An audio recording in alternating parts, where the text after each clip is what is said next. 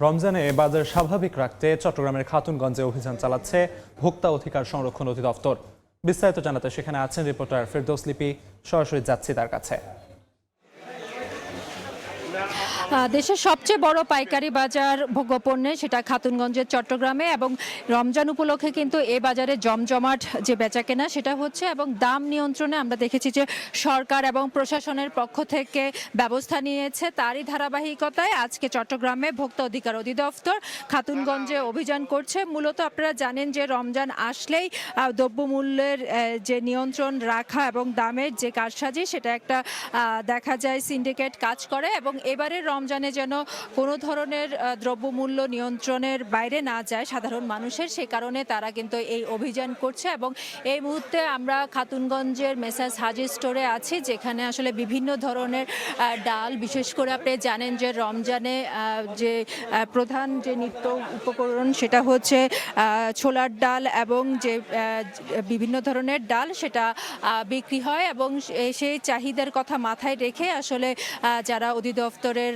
ঊর্ধ্বতন কর্মকর্তারা আছেন তারা এখানে অভিযান চালাচ্ছেন। মূলত তারা দ্রব্যমূল্যের, বিশেষ করে আমদানি যে মূল্য পণ্যগুলোর, সেগুলো যাচাই করছেন। আবার যারা আমদানিকারক তাদের যেই কাগজপত্র সেগুলো যাচাই করছেন, এবং পাইকারি পর্যায়ে তারা যে বিক্রি করছেন সেই বিক্রির কাগজপত্র যাচাই করে দেখছেন যে যতটুকু নির্দিষ্ট মুনাফার আর যে সীমা সেটা তারা রাখছেন কিনা, সেই কাগজপত্রগুলো আসলে যাচাই বাছাই করছেন। এবং আপনারা জানেন যে যেহেতু খাতুনগঞ্জ হচ্ছে পাইকারি বাজার, এখান থেকে মূলত খুচরা যারা ব্যবসায়ী আছেন তারা নিয়ে যান, এবং সে কারণে আমদানি পর্যায়ে যে দাম সেটা বিবেচনা রাখছেন, এবং আমদানির মূল্য সেটার সাথে এখানে যারা পাইকারি বিক্রি করছেন সেই বিক্রির ক্ষেত্রে দামগুলো যাচাই বাছাই করে দেখছেন। এবং এখনো পর্যন্ত যেই দোকানে গিয়েছে সেখানে কোনো ধরনের অনিয়ম পায়নি, এবং ভোক্তা অধিকার অধিদপ্তরের